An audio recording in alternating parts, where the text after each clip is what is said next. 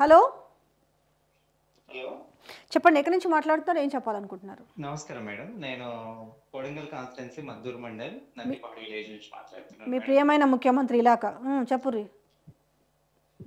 Madam మన village వచ్చేసి first విడత వచ్చేసి ఉమ్, 89 అయినాయి మేడం. 89 9. 89 మందికా? అవును మేడం. ఎంతమందికి మీరు ఉన్నాయి ఇక్కడ లోన్లు? సుమారుగా 1000 పైన ఉంటాయి మేడం. విలేజ్ మొత్తం ఏ వచ్చేసి ఊరు? నందిపహాడ్ మేడం. నందిపహాడు, కొడంగల్ అవును. మద్దూరు నందిపహాడు. కొడంగల్ మద్దూరు మీ మండల్ పేరు? నందిపాడు విలేజ్. నరేష్. నరేష్, మేము వస్తాము, ఆ, మీకు ఫోన్ చేస్తాము. ఒకసారి మీ ఊర్లో ఉన్న అందరి ఒపీనియన్ కూడా తీసుకుంటాము. ఎందుకంటే మరి సీఎం ఇలాకలో కూడా రాకపోవడం అనేది నిజంగా సిగ్గుచేటే. 89 మందికి అయ్యింది అంటున్నారు. చెప్పండి నేను ఇక. చెప్తాను మేడం. ఫస్ట్ విడత 89, ఉమ్, సెకండ్ విడత 59, ఉహు. మూడో విడత 30 మేడం. మూడో విడత మొత్తం కలిపి 178 మేడం. వావ్. అయిన పర్సెంటేజ్ వచ్చేసి 16.79 మేడం. ఓహోహో. ఏమంటున్నారు బ్యాంకుల దగ్గరకు పోయి అడిగినప్పుడు కానీ, లేదంటే మీరు ఆ మండలాధికారో అగ్రికల్చర్ ఆఫీసరో ఉంటారు కదా, అడిగి పోయి అడిగినప్పుడు ఏ సమాధానం చెప్తున్నారు? వాళ్ళు ఏమంటున్నారంటే బ్యాంకు వాళ్ళు ఏమో ఏవో గారిని అడగండి అని అంటారు. అవును, అదే ఏవో గారి దగ్గరికి వెళ్తే ఆధార్ కార్డులు పట్టుకురండి అంటే చూస్తాడు. చూసి ప్రాసెసింగ్ లో ఉందండి, సెకండ్ విడత వస్తా అంటే నెక్స్ట్ విడత వస్తుందని చెప్తారు. ఇప్పుడు 3 విడతలు అయిపోయినాయి, ఇంకెక్కడ వస్తుంది ఇక? ఏమనిపిస్తుంది ఈ జరుగుతున్న తతంగం అంతా చూస్తే? ఆయననేమో మన వేదిక సరిపోదని ప్రపంచ వేదికల మీదుగా అసలు రుణమాఫీ చేసిన ఘనతంతా మాదేతో, ఒక్క ఏక విడతలో 31,000 కోట్ల రుణమాఫీ అని చెప్తున్నారు. ఇక్కడ గ్రౌండ్ లెవెల్లో జరుగుతున్నది చూస్తే ఒకలాగా, అదొకటే కదా, ఆయన మస్తు ప్రమాణాలు చేసిండు మళ్ళీ మామూలుగా దేవుళ్ళ మీద. ఇదంతా చూసినాక మీకు ఏమనిపిస్తుంది? ఏమనిపిస్తుంది అంటే కూట్లే రాయి దీనోడు ఎట్లా రాయి తీస్తాడు అన్నట్లుండదు. అంతే అంటారా? ఆ ఈయన గప్పాలేమో పెద్ద పెద్దగా ఉంటాయి. ఏమంటారు, మన తెలంగాణలో సామెత ఉంటది, మాటలు కోటలు దాటుతాయి, చేతలు మాత్రం గడప దాటదు అన్నట్టు. కాలు గడప దాట. అంతే. ప్రతిది మేడం, ఇదొక్కటే కాదు, ప్రతి విషయంలో కరెంటు కూడా 24 గంటలు కరెంట్ ఉంటుంది అని అంటారు, కానీ గంటలు 5-6 సార్లు పోయి వస్తుంది. అది మేము కూడా చూస్తున్నాం హైదరాబాద్ లో కూడా, కరెంటు అదే విషయం మేము ఊహించగలుగుతున్నాం. ఓకే, అదే కరెంట్ అట్లాగా ఉంది. సిలిండర్ కు గ్యాస్ కు 500 బోనస్ అన్నారు, అది లేదు.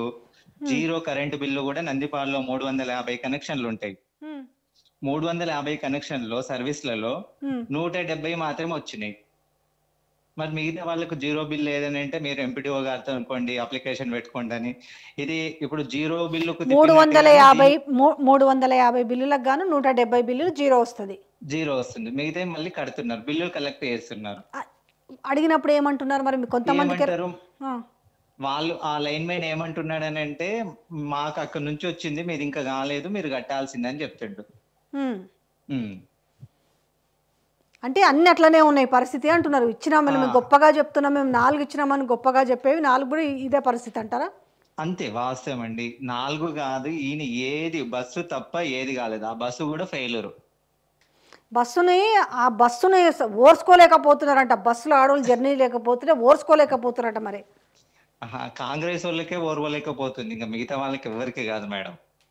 అంటే కొడంగల్ సరే, కొడంగల్ అంటే ఏం చేసినా చెల్తా, నేను కొడంగల్కి చాలా బాగా చేస్తున్నా, కొడంగల్ నా అడ్డా అని చెప్పుకుంటున్న నేపథ్యంలో రేపు ఈ లోకల్ బాడీ ఎలక్షన్లు ఉన్నాయి కదా, మరి రేవంత్ మార్పును చూసి మళ్ళీ ఓట్లు వేస్తారా? ఎట్లుండొచ్చు అంటావు? అంటే చూస్తుంటే పరిస్థితులు ఏమో దారుణంగా ఉన్నాయి మేడం. రేవంత్ మార్పు ఎట్లా ఉంది అని అంటే, అన్నకో కాన్వాయ్, తమ్మునికో కాన్వాయ్, ఆయనకో కాన్వాయ్, ఇదే కుటుంబ పాలన తప్పిస్తే మార్పు అనేది వాళ్ళ కుటుంబానికి వచ్చింది, తెలంగాణ ప్రజలకు రాలే. ఇప్పుడు ఎట్లుంది అని అంటే, సుఖంగా ఉన్నోడి జీవితము పొయ్యిలో పడ్డట్టు అయింది. పెనం మించి పొయ్యిలో పడ్డది ఒక రకంగా. పెనం కూడా అనొద్దు మేడం, పెనం కంటే బెటర్ గా ఉన్నాం. ఎందుకు అని అంటే, రైతు బంధు అనేది మేడం, ఈయన 7,500 ఇస్తా అన్నాడు, ఎకరానికి 15,000 అన్నాడు. ఇప్పటికి జూన్ పోయి ఆగస్ట్ వచ్చింది, ఖరీఫ్ అయిపోతుంది, వస్తాయి కోతలకు దగ్గరకు వస్తాయి.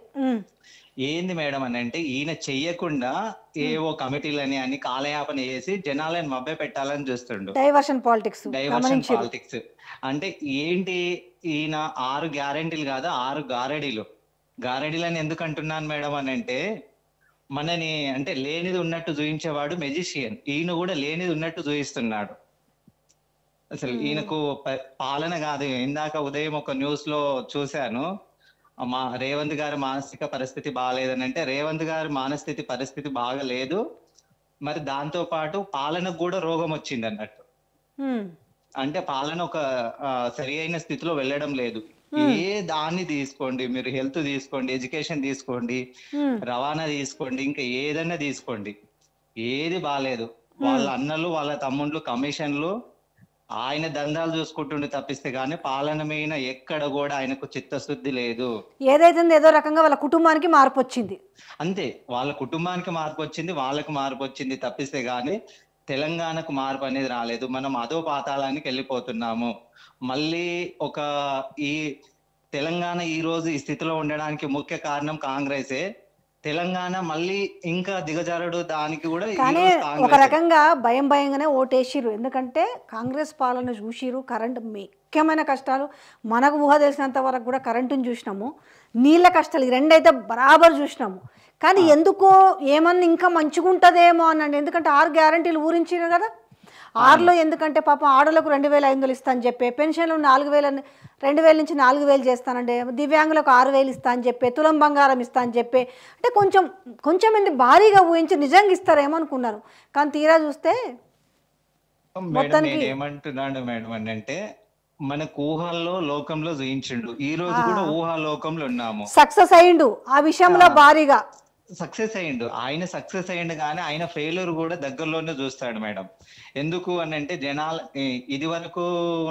ఇదివరకున్న జనాలు అంటే ఇదివరకు పూర్వం ఎట్లా ఉండేదంటే నాయకులు చెప్పేది నడుస్తుండే, అది మళ్ళా ఎట్లాగో వాళ్ళ పబ్బం గడుపుతుంది. కానీ ఇది వరకు పూర్వం లాగా జనాలు లేరు. ప్రతిదీ అబ్జర్వ్ చేస్తారు, ప్రతిదీ పిన్ టు పిన్ అబ్జర్వ్ చేస్తారు. వీళ్ళకు చెడు రోజులు వీళ్ళకి దగ్గరలోనే ఉన్నాయి. వీళ్ళు మాటలు చెప్పి ఏదో పబ్బం గడుపుకునే రోజులు అనేవి లేవు. తప్పకుండా మీరు చూశారు కదా మేడం, ఈ రోజు 500 మంది ఆదిలాబాద్ లో శవయాత్ర చేశారు. వాళ్ళకు ఎవరైనా మోటివ్ ఉన్నారా? వాళ్ళకు వాళ్ళు స్వచ్ఛందంగా వచ్చి చేశారు. ఖచ్చితంగా తప్పకుండా తిరగబడి రేవంత్ని రాళ్ళు తీసుకొని కొట్టే రోజులు దగ్గరలోనే ఉన్నాయి. ఇంకెక్కడో కాదు, కోడంగల్ కాన్స్టిట్యున్సీ నుంచి అది మొదలవుతుంది. ఏమనుకుంటున్నాడు, ఎక్కడి నుంచో కల్వకుర్తి నుంచి వచ్చి ఇక్కడ వలస వచ్చిండు, మళ్ళీ వాని తట్టా బుట్టా చదువుకొని మళ్ళీ వెళ్ళిపోయే పరిస్థితులు తప్పకుండా ఉంటాయి. Thank you so much brother, చాలా రియాలిటీగా చెప్పారు. కనీసం అందరికీ ఇదే అవగాహన వస్తే మన రాష్ట్రాన్ని మనం కాపాడుకోగలుగుతాం. ఎందుకంటే అధ్వాన స్థితిలోకి వెళ్తుంది రాష్ట్రం అంతా, కూడా వెనక్కి పోతుంది. మళ్ళీ 100 ఏళ్ళు వెనక్కి పోయే పరిస్థితి. ఈ 10 ఏళ్ల నుంచి చాలా కష్టపడి నెట్టుకొచ్చుకుంటే మళ్ళీ ఆగం చేసే ప్రయత్నం కనిపిస్తుంది. మీలాంటి వాళ్ళ మాటలు మీకు మీ పక్కన ఉన్న కొంచెం అవేర్నెస్ కల్పించండి జరా. తప్పకుండా మేడం, నేను ఒక విషయం ఏం చెప్పాలనుకుంటున్నానంటే, వీళ్ళకు ఎక్కడ కూడా ఏ విషయం పైన మేడం అంటే ఏ సిస్టమ్ మీద కూడా ఈయనకు అవగాహన లేదు మేడం. ఏదో మైకు దొరికితే మాటలు ఆడతాడు కానీ ఆ మాటలు కూడా ఆయనకు ఏమంటారు, మైక్రోసాఫ్ట్ సిఇఓ ఎవరు అనేది కూడా అవగాహన లేదు. ఈయన సీఎం అండి. అసలు మా కర్మ అనుకుంటున్నాం ఇన్ని రోజులు. అయినా కూడా మీరు అన్నారు చూసినావా, మెజిషియన్ లో చాలా గొప్ప మెజిషియన్ అనేది చాలా మంది చెప్తుంటారు. ఎందుకంటే ఇప్పటికీ కూడా అబద్ధాలు చెప్తూ కొంత ప్రజల్ని హోల్డ్ చేయగలుగుతున్నాడు కదా. మీకు ప్రజల్ని ఇప్పుడు ఏమన్నాడు, అవాళ మొన్న ముక్కుతా మూలుగుతా పార్లమెంట్లో 8 సీట్లు వచ్చినాయి. కానీ మాకు 8 ఎందుకు వచ్చినాయి అనేది దాన్ని కప్పిపుచ్చుకోవడానికి ఆయన చేసే రాజకీయాలు. ఆ 8 కూడా ఎందుకు వచ్చినాయి, ఇందాక ఒక వీడియో ప్లే చేసిన. ఆయన ఎన్ని ప్రమాణాలు చేసిరు చెప్పు. దేవుళ్ళ మీద ప్రమాణాలు చేసిరు, వాళ్ళ ఇంట్లో మీద ఎవరి మీద ప్రమాణాలు చేసి ఉంటే దాని ఎఫెక్ట్ కనపడదు. దేవుడే కదా నాకెందుకులే, అదేదైనా ఉంటే రాష్ట్రంకి కొడుతుందేమో, అవసరం అనుకుంటున్నాడేమో, పాపం కొడుతుంది కదా దేవుళ్ళ మీద ప్రమాణాలు చేసి తప్పితే. కానీ అది ఏదో రకంగా చూపిస్తుంది అనే విషయం మన పాపం రైతులను ఉసురు పెడుతున్నాడు కదా. అడగలే పాపం, రైతులు ఎవరు అడగలేదు, మాకు ఇది చేయండి అని అడగలే, కానీ ఆశ పెట్టించిండు కదా. పెట్టించిండు మేడం. నేను ఒకటి చెప్పాలదలుచుకున్నది ఏంటంటే మేడం అని అంటే, రైతులను కడుపు కొట్టినోడు ఎప్పుడు ఆ చరిత్రలో బాగుపడినట్టుగా లేదు మేడం. ఎందుకు చెప్తున్నాను మేడం అని అంటే, ఈయన ఆ ఒట్టు ఈ ఒట్టు పెట్టిండు. ఈయన కూడా తప్పకుండా ఈయన పోస్ట్ తప్పకుండా ఊడిపోతుంది. దానికి నేను ఒట్టు పెడుతున్నా. ఖచ్చితంగా రేవంత్ పోస్ట్ ఊడే రోజు దగ్గరలోనే ఉంది. ఎందుకనంటే ఈయన పాలన, ఈయన వ్యవహారము వాళ్ళకే నచ్చడం లేదు. దాన్ని ఏం చేస్తుండనంటే తన తప్పుని కప్పిపుచ్చుకోవడానికి, తన పరిస్థితుల్ని కప్పిపుచ్చుకోవడానికి డైవర్ట్ పాలిటిక్స్ చేస్తుండే ఈయన. అంటే కేసీఆర్ గవర్నర్ అవుతున్నాడు, కొడుకు మినిస్టర్ అవుతున్నాడు. అంటే ఏం చేయాలి మరి? ఇప్పుడు ఇప్పుడు మీడియా ఎట్లాగూ నిజమున్నా అబద్ధం ఉన్నా మీడియా రాసే పరిస్థితి లేదు.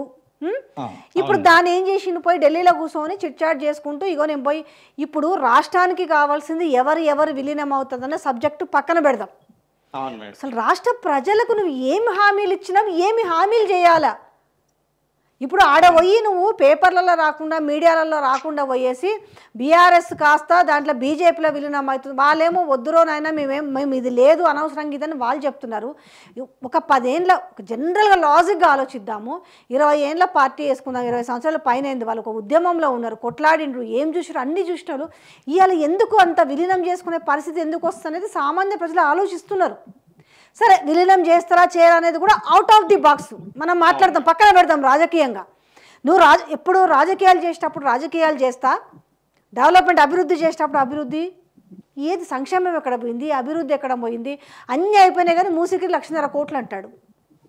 ఏం చేస్తాం మీ ముఖ్యమంత్రి? మేడం మూసికి 1,50,000 కోట్లు ఎందుకంటే వాళ్ళ తమ్ముడు జగదీశ్వర్ వాళ్ళ కంపెనీ బాగుపడడానికి, తిరుపతి రెడ్డి గారి కంపెనీ బాగుపడడానికి. మీరు ఈయన అంటున్నాడు కాళేశ్వరం ఏదో తప్పు జరిగిందని. ఈయన తప్పు చేయడానికే మేడం. ఇంకోటి మేడం, నేను ఒక కొత్త విషయం నేను న్యూస్ లో చూసి గమనించి చెప్తున్న విషయమే. హైడ్రా రంగనాథ్ గారిని పెట్టి అదే ఆ కబ్జా అయిన భూముల్ని దాన్ని వెలికి తీస్తున్నామని చెప్పడానికి ఏం లేదు మేడం, ఈయన కబ్జా చేయడానికి. దాని వెనకాల వచ్చేవి కూడా ఇంకా చాలా ఉంటాయి. అదే మేడం, ఇప్పుడు ఒక రంగనాథ్ని పెట్టి హైడ్రా పెట్టి చేసి లీగల్ గా చేసి ఈయన ఇల్లీగల్ చేసుకోవడానికి చేస్తుండు. ఇది మనం తప్పనిసరిగా మనము రాబో రోజుల్లో చూస్తాము. ఖచ్చితంగా తన కుటుంబం ఎక్కడో ఒక చోట కబ్జాకు పెడతది. వీళ్ళ కొండారెడ్డిపల్లి వాళ్ళు నాకు కలిసిండ్రు మేడం. కలిస్తే వాళ్ళని అడిగితే ఎట్లాగా రేవంత్ వాళ్ళ ఈ పూర్వాపరాలు ఎట్లా ఉన్నాయి, వీళ్ళ ఆస్తులు ఏమైనా ఉన్నాయని అంటే రూపాయి పెట్టుబడి లేకుండా ఇల్లీగల్ గా సంపాదించిన పైసలు అంట మేడం. అంటే ఏదన్నా గొడవలు ఉన్న భూములని లిటిగేషన్ భూములని సాల్వ్ చేయడము, దాంట్లో వాటా తీసుకోవడము. ఈయనకు అదే ఈ రోజు ప్రభుత్వాన్ని నడిపేయడంలో కూడా అదే విధంగా చూస్తుండు. ఎగ్జాంపుల్ గా ఒకటి చెప్తాను మేడం, ఎమ్మెల్సీ మన ఇక్కడ ఉన్న కాంగ్రెస్ పెద్దలు ఉన్నారు కదా, వాళ్ళకి వేయకుండా ఈ రోజు ఢిల్లీలో ఉన్న పెద్ద మనిషికి ఇచ్చిండు. ఎందుకు? ఓటుకు నేటు కపిల్ సిబాల్ తప్పుకున్నాడు కాబట్టి ఈ రోజు అది ఆయనకి ఇచ్చిండు. ఎందుకంటే రేపు ఓటుకు నోటు వాదించాలి కాబట్టి. అంటే ఈయనది ఎక్కడ కూడా తన స్వార్థం చూస్తుండు కానీ ప్రజల సంక్షేమము, ప్రజల అభివృద్ధి, తెలంగాణ అభివృద్ధి. తెలంగాణ ప్రజలు కూడా సరే ఒకసారి మోసపోతారేమో కానీ మళ్ళా మోసపోరు కదా, కళ్ళ ముందు చూస్తున్నారు కదా, వాళ్ళే ఖచ్చితంగా కదం తొక్కుతారు. కదం తొక్కునే రోజులు ఆల్రెడీ చూస్తున్నారు. శవయాత్రలతో మొదలైంది, ఇంకా దేంతో ముగుస్తాయో, ఇంకా ఏ రకంగా దారులు పడతాయో కూడా చెప్పలేమన్నట్టు చెప్తున్నా మేడం. ఎందుకంటే ఒక కళ్ళు తాగితే గంటనమో మత్తు ఉంటది, ఒక క్వార్టర్ తాగితే 2 గంటలు మత్తు ఉంటది.